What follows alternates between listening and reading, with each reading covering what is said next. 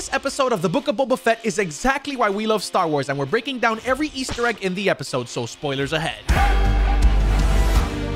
Starting off absolutely on fire, we get the reintroduction of Din Djarin, the Mandalorian. He is catching up on a bounty, and that is where we have our first set of Easter eggs. Besides using the same tracker that we see in the first episode of Mandalorian Season 1, he also pulls out the iconic line from that very same episode. I can bring you in warm, or I can bring you in cold. We get fighting, Beskar excitement, and boom, Mando pulls out the Darksaber. Just in case you haven't seen The Mandalorian, well, you're screwed because he defeated Moff Gideon and got the Darksaber as a result. That blade has a very extensive history, but all you have to know in this case is that it was forged over 1,000 years before the Book of Boba Fett by the Jedi Mandalorian known as Tare Vizsla, and whoever wields it will lead the Mandalorians. Anyway, Mando gets injured in the fight while collecting the bounty, and now he has to get some help from a really special friend. I am not sure which star system this is in, but it has to be a reference to the movie Elysium or the Halo rings, because people are living on this random space station circle. Our boy Din Djarin is limping around the city with the head of the bounty and trying to collect the reward as soon as he gets there. We visibly see that he is extremely injured, so he collects that reward and dips to an area where he sees the Mythosaur sigil, which is the crest for the Mandalorian. Just like that, we get a reference to one of the coolest new Star Wars characters, the Armorer, which we saw in the first and second season of The Mandalorian. She offers to help Mando by sending over Paz Vizsla, another Mandalorian that we saw in the Battle of Navarro. After tending to his wounds, our boy Mando, of course, is gonna show her the Darksaber, which leaves our boy Paz very in shock. Why exactly is that? Well, the Darksaber is a product of his clan, the House Vizsla. You guys need to understand, the Darksaber is one of the most important items in all of Mandalorian culture. Whoever wields the Darksaber, if it is acquired by Creed, meaning winning it by combat, will lead the entire society. She also offers a bit of context by saying that if it is not won by combat and falls into underserving hands, it will be a curse for the whole nation and bring forth the end of their civilization. This right here is another cool reference to The Mandalorian, because we know for a fact that Din Djarin did not win this exactly by combat. He defeated Moff Gideon, but it was technically gifted to him. At this point, you should know the Armorer is really badass, and she takes one look at the Beskar spear and she's like, hey yo, we need to do something about that. She gives another piece of context saying that Beskar is not meant to be used as weapons, it's meant to only be used as armor, and that Beskar steel is technically a threat to their entire way of life because it can peer Beskar armor. Naturally, our boy was like, alright, bet, forge it into armor. Since our boy Din Djarin already has a full suit of Beskar armor, I'm gonna let you guess who the armor is meant to be for. Time for another Easter egg. They make a reference to Bo-Katan, where the Armorer says that her story is one of a cautionary tale. According to her, she laid claim to Mandalore based on bloodline and the Darksaber, not by winning it through combat, which means that her claim was illegitimate. This is pretty cool because we saw this tragedy play out in the Clone Wars TV show. And going further beyond with big brain energy, you should know that Dave Filoni was one of the co-writers of the Clone Wars. So yeah, good self-reference, man. At this point, fam, we were only 16 minutes into the episode and I was already on edge.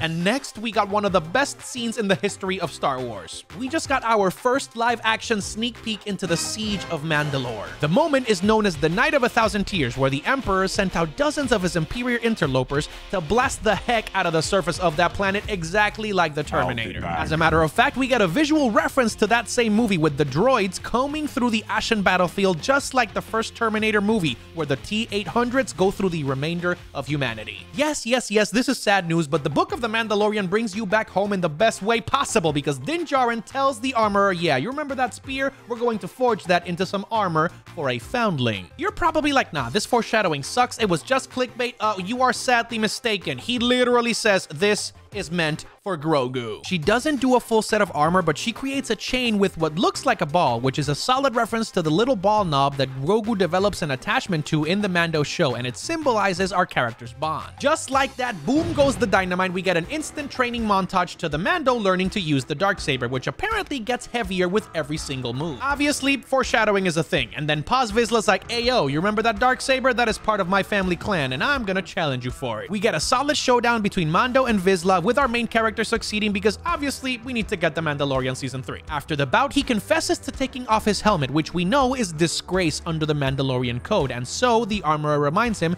that in order to atone, he has to go into the living waters under the mines of Mandalore. Pedro Pascal is like, dude, the mines were destroyed, but okay, I guess. The big question is, how do I get there? As you may remember from the previous season of The Mandalorian, the Razor Crest is no more, so our boy is stuck without a ride. Our main man decides to take a commercial freighter to no other place planet than Tatooine. There's a lot of Easter eggs coming up, so we're gonna do a speed round because I am extremely tired. We arrive at Tatooine where the Mandalorian goes to meet up with everybody's favorite babysitter, Pelimoto. Dog, we get one of the best Easter eggs in Star Wars history right here because we get to see a BD droid. If you were able to recognize this little droid, it's because it's the main companion for our main man, Cal Kestis, in the video game known as Jedi Fallen Order. This literally had the entire Discord that I was watching the episode with bursting in joy because Jedi Fallen Order is getting its second video game very soon. So, technically, timeline-wise, Cal Kestis would be around 45 years old at this point, so making a cameo makes sense. As a matter of fact, I don't want this, I need this. Cameron Monaghan needs to show up in The Mandalorian or the Book of Boba Fett at some point. Now listen, if you were hyperventilating just like we were at the end of this episode, it is going to get absolutely nuts from here. Pelimoto originally offered Mando a replacement for the Razor Crest, and oh god did she deliver. She literally found Anakin Skywalker's starfighter, which we saw in episode 1, The Phantom Menace. As Peli mentions, it was handmade for the Royal Guards of Naboo, commissioned by the Queen herself. What a reference to Natalie Portman. I love you. We know it is not the Razor Crest, but it is way slimmer and way faster. After one of the coolest montages, both of them are seen rebuilding the ship and bartering with Jawas for the last of the parts for this big boy ship. This thing is fully decked out with frontal guns and a hyperdrive that doesn't even need the docking rings that we saw in Obi-Wan's ship in The Revenge of the Sith. Honey, after a little bit of sanding and dusting, this thing looks absolutely beautiful. The chrome and the yellow looks absolutely amazing, and this baby drives better than it looks. Easter egg time, our boy Jaren takes this bad boy out on a speed test and ends up doing the pod race run just like Anakin did in episode 1. Speaking about Easter eggs, he has a really cool encounter with a very familiar rebel fighter. If you couldn't tell, this is one of the original star pilots that fought with Luke Skywalker in the original series. This baby goes sub-light speed and we are back to the garage. Finally, to end the episode out, lo and behold, who do we see? Fennec Shen, and she's like, hey yo, Mando, we need some muscle. He's like, this is definitely for Boba Fett. And you know what? You can tell him this one is on the house. But first,